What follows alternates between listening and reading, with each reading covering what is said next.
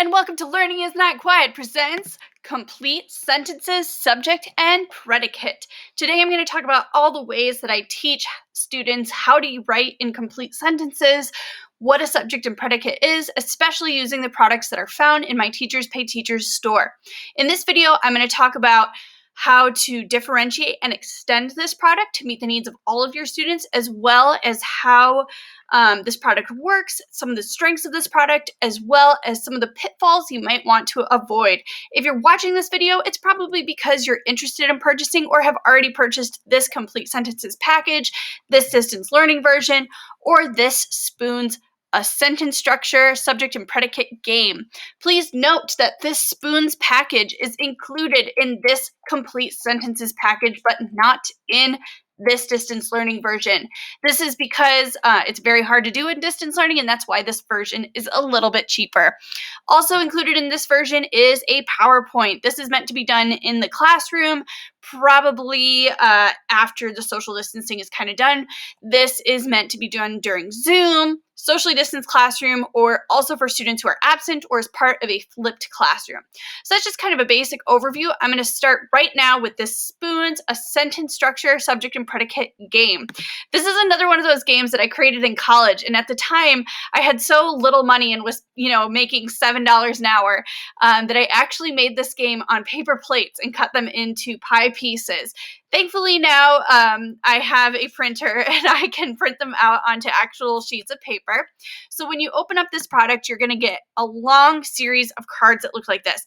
I'm not showing this in this video. However, there's a whole page of blank cards. Those are meant to be wild, so students can put whatever word they want in the blank. This game functions almost exactly like regular Spoons or the new game Throw Burrito, if you're familiar. The goal is not to create a match, but to create a complete sentence. And I'm going to talk about how to extend on this game in a second. So you want to cut out all of these cards. Note that my pro tip always is to go to a high school or middle school and find someone who is interested in getting service hours. It's truly win-win. They get to do the cutting on their own free time in front of a computer or in front of a TV, and you have less stress outside of school. So that's my little pro tip. So you have a deck of these yellow cards, and you're going to start with three of these cards in your hand. Again, adjust the rules as you see fit. 3 to 7-ish, and I'll talk about ways to kind of change this as we go forward. This is actually best used after you've taught the concept of subject predicate and what makes up a complete sentence, because otherwise students might be laying down sentences that aren't complete sentences. So what you're doing, just like regular Spoons, you have the cards in your hand, you pick up one, and you decide whether or not you want to keep it in your hand. You discard one, and you pass it to the next person, and so on.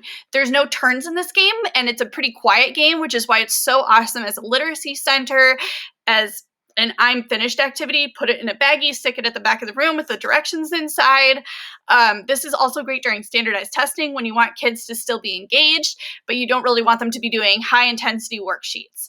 And it's just really a fun practice of grammar, which is kind of has a bad rap for being really boring. So we have these 4 cards in our hand. We're going to keep going.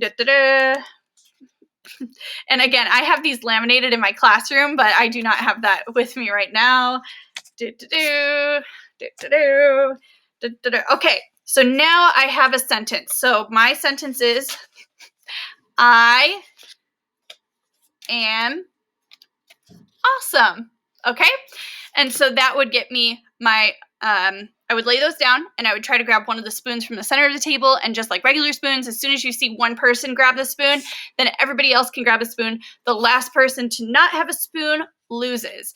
And instead of spoons, if you don't have them, use pencils, use anything that you have in your classroom. A way to extend on this is to have more cards, something in the range of like 6 to 10 cards, and to literally write on the spoons transition words or conjunctions. So I would put and, but, or, for, nor, so, yet, and I'll put in words like however, therefore. And so students have to make the sentence, and before they can grab the spoon, they have to be able to create a sentence that they could connect with the conjunction. So I am awesome, but I hate homework. Something like that. What I also emphasize with this game is the sentence can be silly. It does not have to be logical. It does have to be a complete sentence. So an example of that would be cheeseburgers are green. Cheeseburgers are not generally green, but that's an acceptable sentence because it has a subject, verb, and predicate. Okay, so that's kind of the Introduction Spoons game. It's super fun, highly recommend, and it is a great way to reinforce the stuff, especially in the Literacy Center found in the rest of this product. Okay, so now I'm going to move on to more of the traditional notebook series, and it's very similar distance learning and regular version. The one difference is with the PowerPoint, and in the distance learning version, you have it more presented in front of the students and they have stuff to do.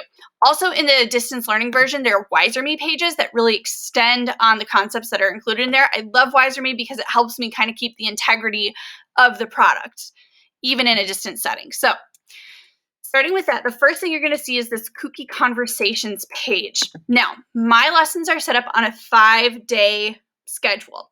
Obviously, in teaching, we don't always have the perfect schedule. We don't always have 5 days. You might teach in a 4-day school, or there's an assembly, or a snow day, or pandemic, whatever. But this is the ideal way to teach it.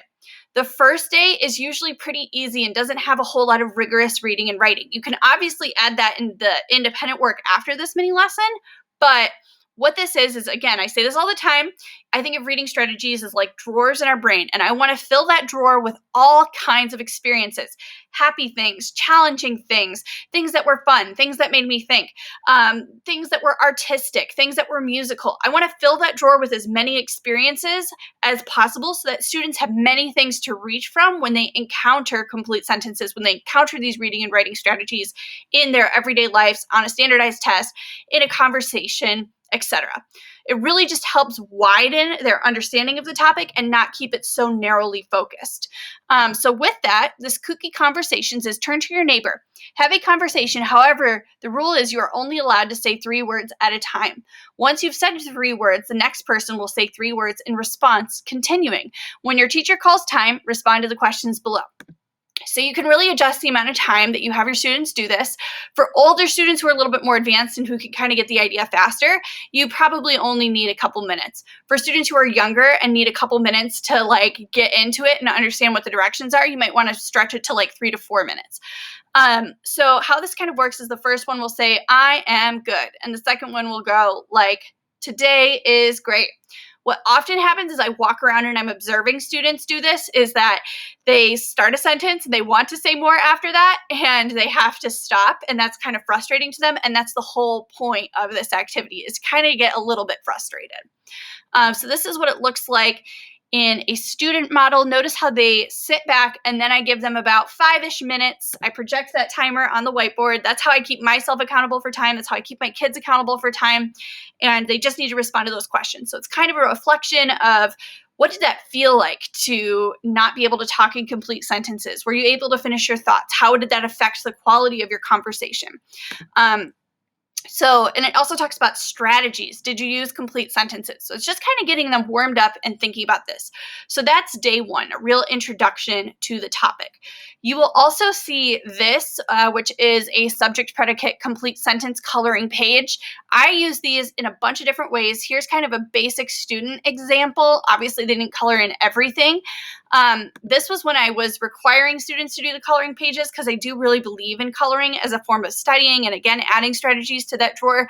I've realized over time that coloring is successful for many students, but it isn't the right thing for all students. And so I've gone to a system where I take the coloring pages as extra credit. I often post them in my classroom as kind of an impromptu anchor chart once the students have colored it in. So all of those are ways that you can do that. You can do that on day 1, you can do it on day 2, or you can have it as extra credit. They can turn it in at any point during the week. Okay, so now we're on day 2.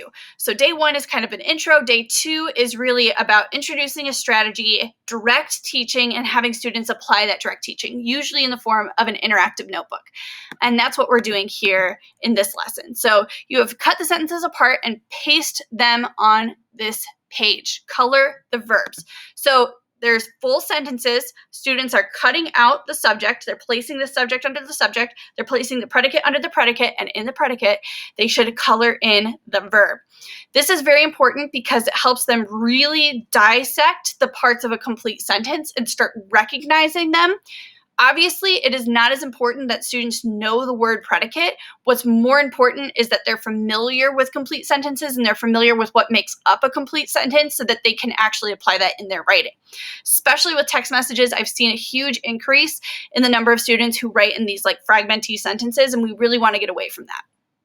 My pet peeve on interactive notebooks is if you buy any interactive notebooks from my store, I really don't like the complicated, foldy coloring. I like to say they're a non-creative art project, and I'm really not about that. I want my time to be used very well. And so my interactive notebooks are always meant to be done 5 to 10 minutes. If it's taking you longer, that's a problem. How I kind of cut down that time is I actually have my students race. I say, okay, team who's first done with all of their things cut out and all of their trash put away and their hands folded on their desk gets a point. That really, really helps. It makes it fun. And also it gets away from the perfectionists who want to have 90-degree corners on everything and everything perfect. So that's kind of another strategy to keep that moving. Okay, so now we're on days 3 and 4. For days 3 and 4, now we're kind of getting into the more rigorous section of learning about complete sentences. We're going to actually read some texts. We're going to apply things. We're going to think more deeply about these things. And so this is more the challenging part. If you have students with disabilities who kind of need to repeat those first 2 days, you can always laminate the first page of that interactive notebook and attach magnets to the back and have them sort for the rest of for at least a couple more days of time. Okay, so this book hunt says, open the book you are currently reading to a random page. Start at the top and write the subject in the subject column and the predicate in the predicate column. Circle the punctuation and highlight the verb or verbs that you see in the sentence. Do this for each line shown.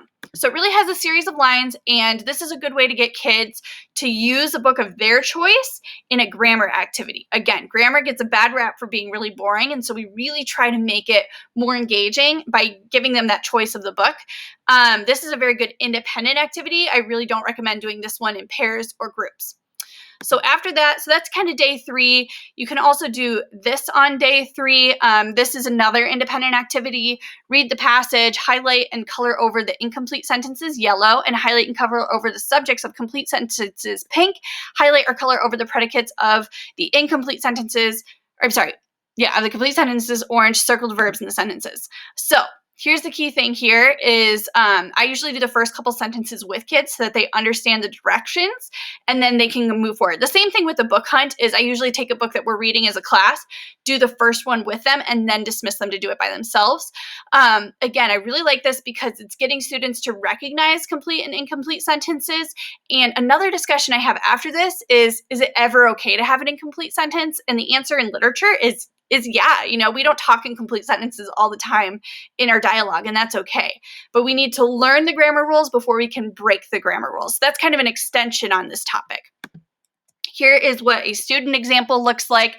See all the coloring, adding in that visualization, adding in that reading. Okay. The next thing I do, this is on, again, day 4, is complete sentences. Select the most accurate and complete sentences from the options given. Again, helping them recognize it, helping them get familiar with that language, helping them kind of apply the language of testing as well. As much as that's not as fun, now we have all these experiences in our complete sentence store, and we can apply that to something a little bit more rigorous, a little bit more assessment-based, all that kind of stuff. And this is what that looks like in real life. Finally, day 5 is meant to be a musical mania. I totally believe in using Broadway musicals in my classroom. They have really elevated language. The kids actually find it more fun. And even those that don't find it fun or don't like Broadway musicals, it really helps enhance their learning. How I came up with this is I took sentence stems from different standardized tests and I applied them to Broadway musicals. The first time you listen to this, you want kids to just read it through silently to themselves.